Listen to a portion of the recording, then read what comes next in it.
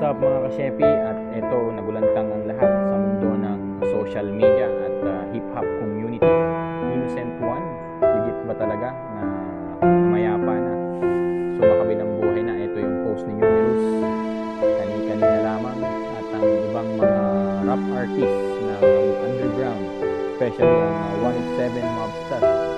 Ito, yan, my idol Innocent One. Sana fake news. Bakit ngayon ka lang? So, tatandaan natin Innocent One sa mga kantang pinasikat niya ay lumipad na naman ang isip ko, yan, ganja, yan, sa mga tumatak sa akin ng mga kabataan. Well, abangan natin kung yung update at tunay na rason ng kanyang pagpanat.